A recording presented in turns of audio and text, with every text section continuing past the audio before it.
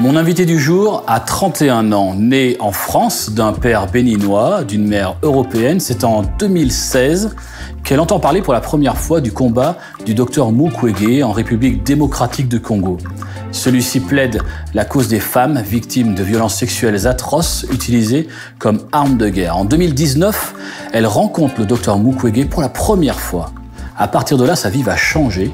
Elle décide d'entreprendre des études de droit en vue de devenir avocate pour pouvoir défendre la cause du docteur Mukwege lorsque le moment sera venu. C'est une femme déterminée, prête à tout que je reçois aujourd'hui. J'attends dans un instant Grace Dakpogan.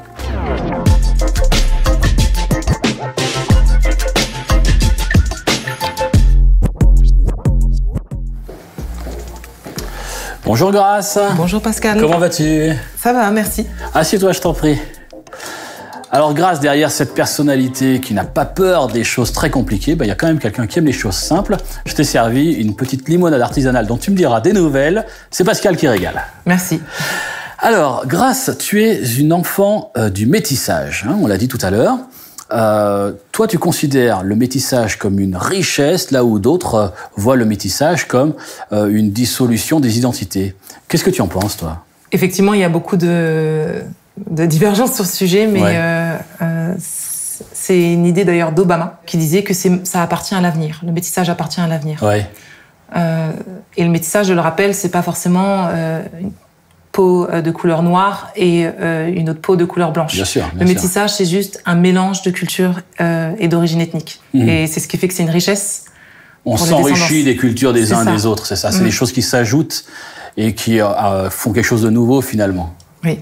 Alors, dès l'enfance, toi, tu as commencé le piano et le chant, c'est ça, hein? Est-ce qu'il y a des groupes qui te parlent plus que d'autres, des groupes ou des artistes que tu affectionnes particulièrement? L'artiste qui m'a donné envie de chanter, c'est Alicia Keys. Ouais. J'avais 14 ans. Ouais. Le piano, j'ai commencé très jeune parce que j'étais un peu une hyperactive et ça m'a canalisée. Aujourd'hui, les artistes que j'aime écouter, ça va être Steel Corners, Cigarettes After Sex, Lana Del Rey, en groupe chrétien, Hillsong United. Alors, tu as 31 ans, Grace, mais tu as déjà derrière toi un passé assez important, professionnel. Tu as déjà travaillé dans plein de secteurs différents.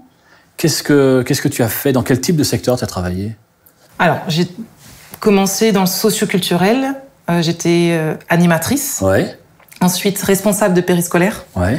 Ça m'a un petit peu ennuyée. J'ai voulu me diriger dans le social. Donc à l'ASE, l'aide sociale à l'enfance, en tant qu'éducatrice spécialisée. J'avais ensuite toujours soif de plus apprendre et puis de découvrir un autre milieu professionnel. Et là, j'ai postulé au ministère de la Justice, à la PJJ, Protection judiciaire de la jeunesse. D'accord. C'est ça qui t'a amené vers le combat, vers reprendre des études juridiques? Pas du tout. Non? Non, ça n'a aucun lien. C'est ma rencontre. Donc pendant que je travaillais à la PJJ, j'ai rencontré le samedi 11 mai 2019 à 10h. Ah oui, c'est très très précis. Oui. Le docteur Denis Mukwege, qui est militant pour les droits humains congolais. Ouais. Chirurgien. Il est spécialisé en chirurgie réparatrice. Et c'est lui qui a ouvert l'hôpital de Panzi, où on prend en charge les victimes de guerre. Cette rencontre, est-ce qu'on peut considérer pour toi qu'elle a été comme une reconversion? Totalement. Dans tous les sens du terme? Dans tous les sens du terme, vraiment. Pourquoi? Qu'est-ce que ça a engendré? Alors, je suivais déjà son travail, mais de le voir en vrai. Donc déjà, il a un charisme assez impressionnant. Ouais. J'avais jamais vu autant de charisme chez un homme. Et puis, je suis très difficilement impressionnable. Donc, cet homme dégage quelque chose de particulier. C'est pas pour rien qu'il a reçu le prix Nobel de la paix. Je l'ai rencontré aussi, j'ai vécu la même expérience. C'est incroyable. Ouais, c'est, tout à fait. Et puis au-delà du charisme, il dégage une humanité que j'ai jamais vue ailleurs. Et à côté de ça, c'est le contenu de sa conférence qui m'a bouleversée. Aujourd'hui, tu es étudiante en droit. Oui. Tu as entrepris ces études de droit pour pouvoir travailler à ses côtés lorsque le moment sera venu. En quoi consistent aujourd'hui tes études? Qu'est-ce que tu fais et vers quoi ça doit t'amener? Alors, je travaille déjà auprès de lui, sauf que je suis bénévole pour le moment. Ok. Enfin, je suis considérée comme humanitaire bénévole. Donc, je me rends déjà à Panzi. On se rend compte, quand il est en tournée en Europe, on se rend compte, on travaille déjà ensemble. Il y a des partenariats qui sont mis en place. Sauf que c'est du bénévolat et ce qui compte, c'est que je puisse un jour aussi pouvoir travailler, devenir salarié de la Fondation Panzi. Et c'était simple, c'était soit je devenais médecin, ou soit avocat. Et donc, le choix était vite fait. Je ne me voyais pas faire des études de médecine à 30 ans. Et puis j'avais toujours été assez impressionnée par les plaidoiries des avocats. Je me suis inscrite à la fac de droit. Je te propose de prendre ton verre, tu vas me suivre dans les fauteuils là-bas et je vais te poser encore quelques questions et on va aller un peu plus loin. Viens, suis-moi.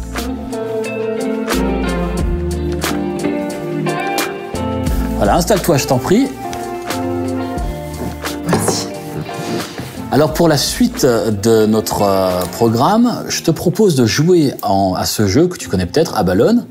Et en même temps que nous allons jouer, eh bien, je vais te poser quelques questions, d'accord? On va voir, le premier qui arrive à sortir une bille chez l'autre aura gagné.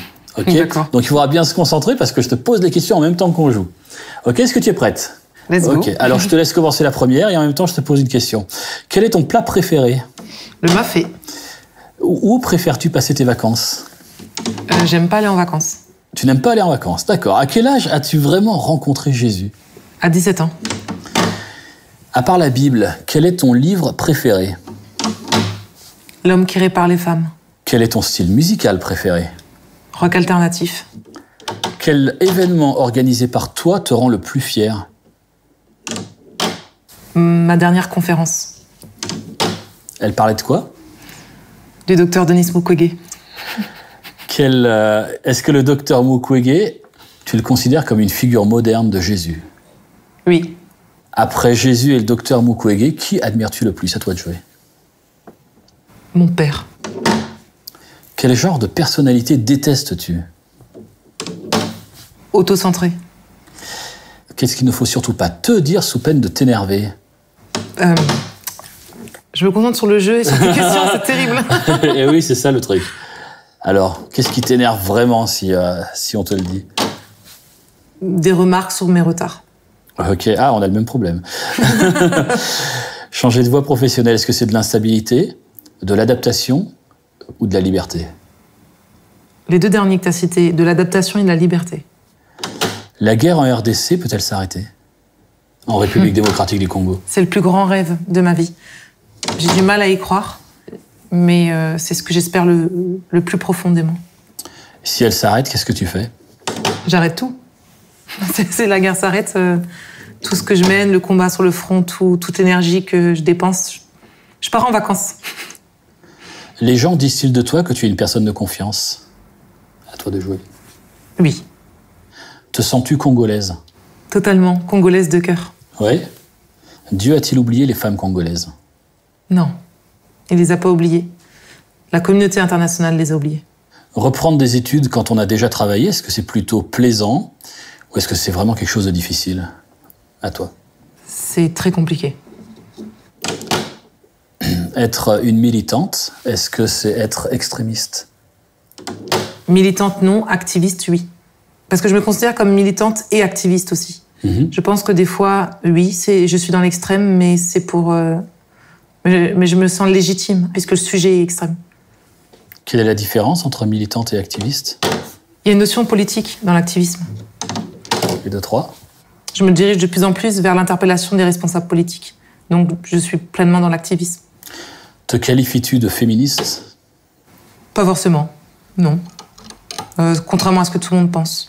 Est-ce que informer, c'est déjà un moyen de rendre justice? Oui. On va s'arrêter là pour cette partie. Bon, je suis désolé, hein. Je t'ai sorti 3 billes. Ah oui, mais je... Tu m'en veux pas? Non. On va passer à la partie suivante. Je vais te poser quelques questions autour de ce qui se passe en RDC, le combat du docteur Mukwege. J'ai une liste de mots que j'aimerais te faire dire, d'accord? J'ai 5 mots que j'aimerais te faire dire.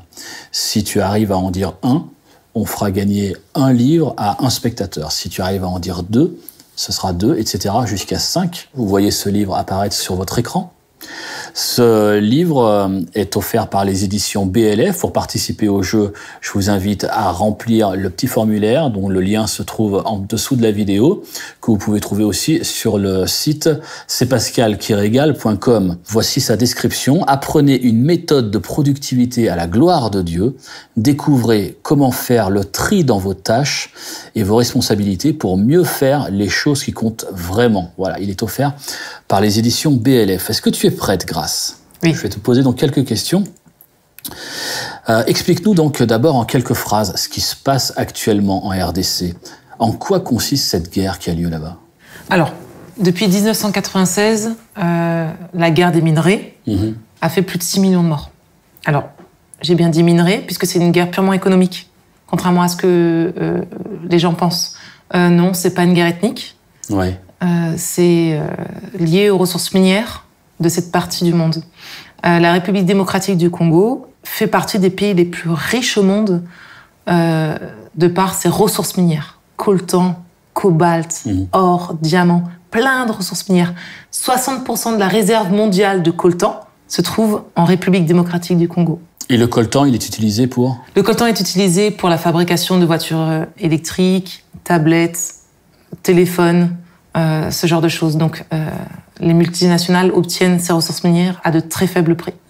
Et donc, c'est le combat pour la mainmise sur ce minerai, sur les sous-sols congolais, qui entraîne le génocide en cours. C'est ça. Alors, en tout cas, on parle de crime de génocide. Crime contre l'humanité d'office, mais ce qu'on voudrait que ce soit reconnu par la communauté internationale, c'est que des crimes de génocide. Proprement parlant d'un génocide, c'est compliqué. Mais en tout cas, il y a des crimes qu'on considère comme génocidaires, effectivement. Alors, cette guerre, elle est très, très complexe. Parce que on ne sait pas répondre exactement pourquoi et comment. Et par qui. On sait des choses, mais pas très précisément. Alors, aujourd'hui, le docteur Denis Mukwege le dit dans les médias, le Rwanda, en tout cas, la M23 commet ces viols. La M23, c'est un mouvement rwandais, une milice, qui serait financée par le Rwanda. Donc, il pointe du doigt Kagame, le président rwandais. Sauf que ce qui est délicat, c'est que Kagame est adoré par la communauté internationale, et entre autres par la France. Depuis les génocides Hutu-Tutsi, ils sont ultra soutenus, et surtout par la communauté internationale. Ils savent ce qui se passe, ils savent qu'il y a des crimes de génocide en cours, mais d'un autre côté, ils protègent, ils soutiennent en tout cas, ils soutiennent de manière générale le Rwanda. Voilà, il y a eu effectivement beaucoup de dédommagements à la suite du génocide, un appui de la communauté internationale et beaucoup de la France. Oui, globalement, la position, elle est très pro-rwandaise aujourd'hui. Totalement, c'est ça. Donc, malgré le fait que le docteur Denis Mukwege commence un peu à pointer du doigt certaines milices, il n'y a pas grand-chose qui est fait.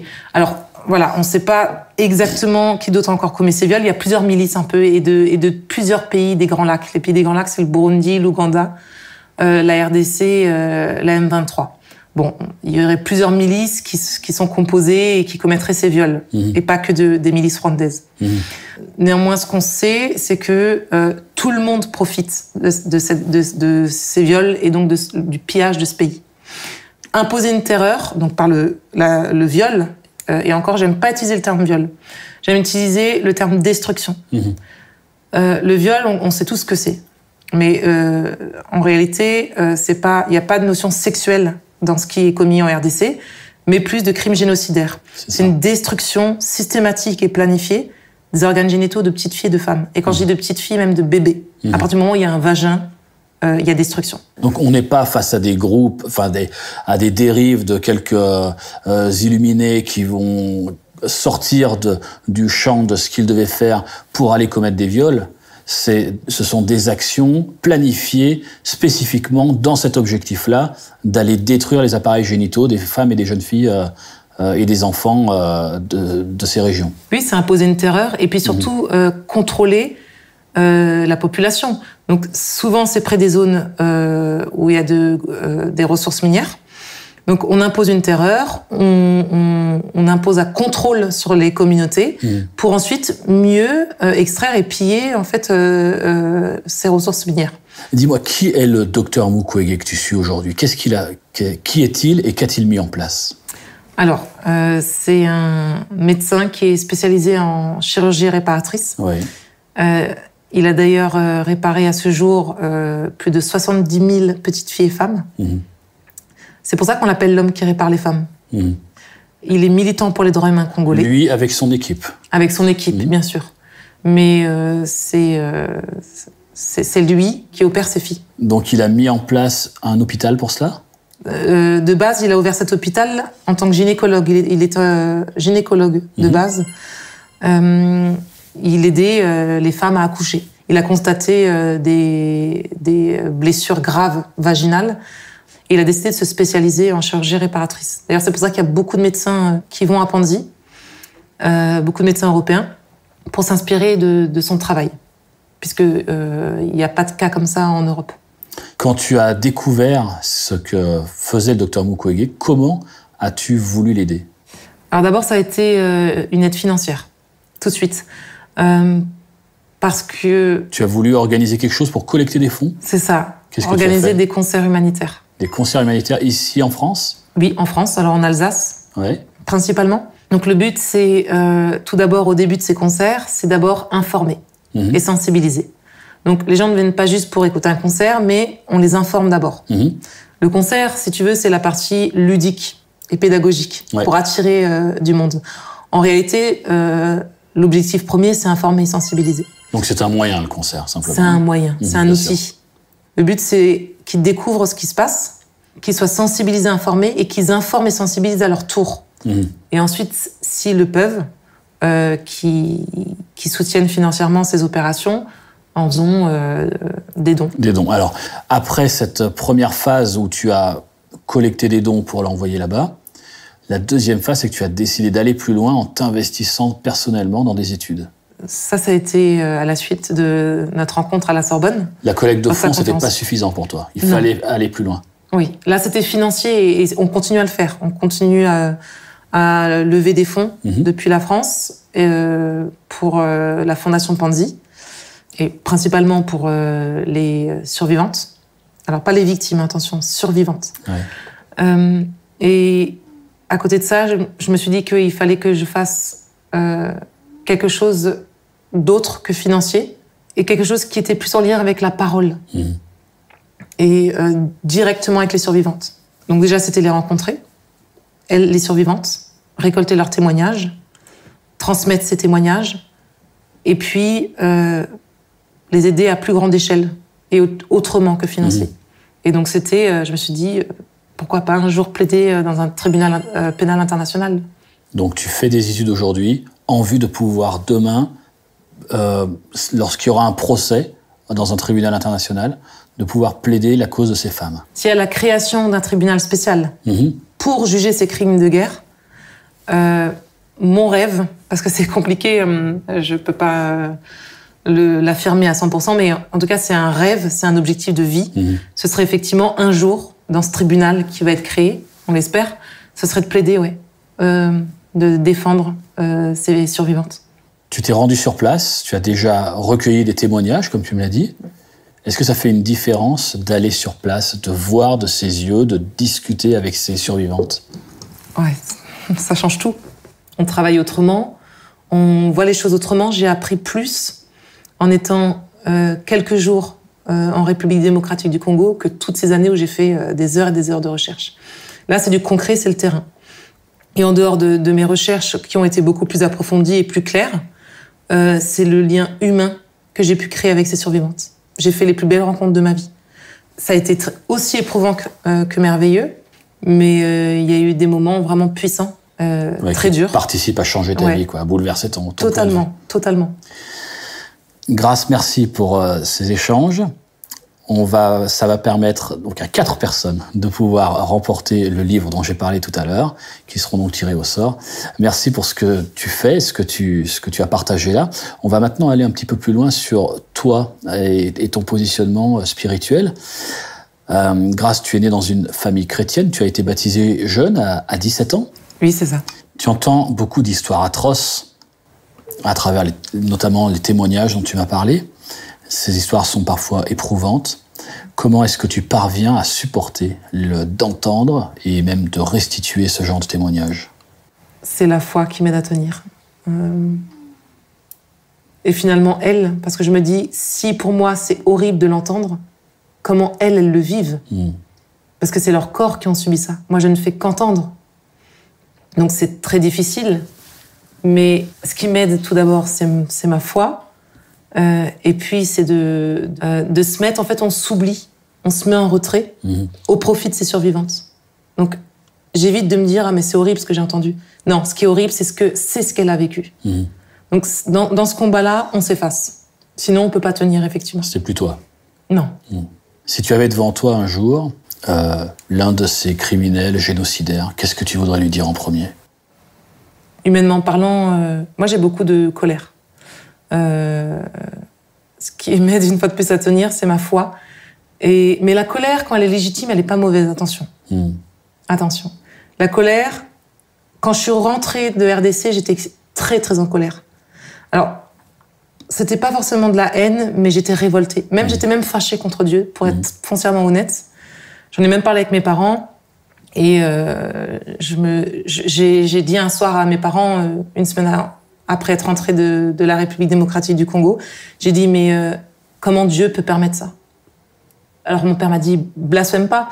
Et il a raison, mais c'est tellement horrible ce que j'ai vu et ce qui se passe là-bas. Je me suis dit, mais Dieu pourrait l'empêcher. Même si c'est pas lui, ce sont des hommes qui font ça. Ouais. C'est pas Dieu qui fait ça. Mais il laisse se produire ces choses. Et c'est ce qui m'a mis effectivement en colère et c'est ce qui me révolte. Mais c'est une colère saine. Et contre ces génocidaires, pour revenir à ta question, ouais. Oui, il y a beaucoup de colère. Et surtout, les survivantes ont beaucoup aussi de colère. Qu'est-ce que tu lui dirais? Si je parle avec mon cœur de femme, d'être humain, je lui dirais qu'il pourrira en prison. Et que je ferai en sorte que si un jour je suis avocate, qu'il passera sa vie en prison. Parce que sa place est en prison. Si je devais être amenée à parler avec mon cœur rempli d'amour comme Jésus en a pour nous, donc un amour inconditionnel, je lui dirais, ta place est en prison, parce qu'il y a la justice de l'homme, mais il y a la justice de Dieu. Dieu peut te pardonner. Je vais te poser une dernière question. Il y a à l'hôpital de Panzi un accompagnement global qui est proposé. Oui. Et cet accompagnement global, il intègre aussi la notion spirituelle. C'est important pour toi que ces femmes, ces survivantes, soient aussi accompagnées sur le plan spirituel? Oui, bien sûr. C'est pas vraiment un accompagnement. Ils proposent des cultes le matin, très tôt, au sein de l'hôpital, auxquels j'ai pu participer 1 ou 2 fois. Toutes ne viennent pas. Mais elles ont cette liberté de se dire, ce matin, je peux vivre ce temps de culte en toute intimité, en toute sécurité au sein de l'hôpital. Elles sont libres de le faire. Et c'est un plus par rapport aux autres accompagnements qu'il y a dans d'autres hôpitaux. Et je pense pas qu'il y ait même ça ailleurs. Donc oui, c'est pour certaines survivantes, c'est un réel pilier et une manière de tenir debout. J'ai quand même envie de t'en poser une dernière question. Oui. Si tu n'avais pas la foi en Jésus, est-ce que tu te serais investi de la même manière dans ce combat? Non. Non, je pense qu'il y aurait peut-être plus de haine ou moins réfléchi, Non, donc non, pour répondre à ta question.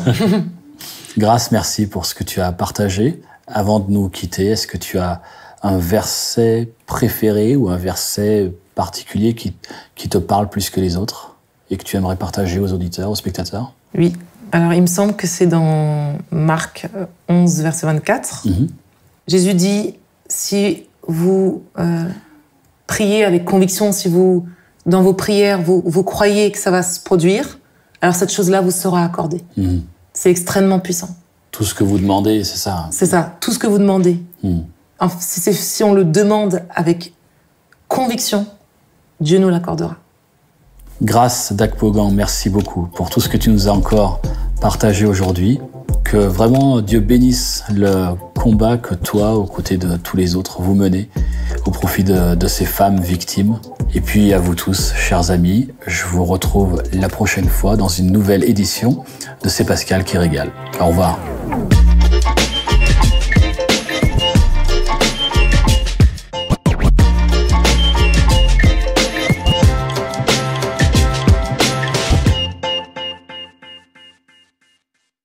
Shalom, j'espère que vous avez aimé cette vidéo. Abonnez-vous pour ne pas rater nos programmes. Merci de faire partie de notre famille TBN. Que Dieu vous bénisse. Shalom de Jérusalem.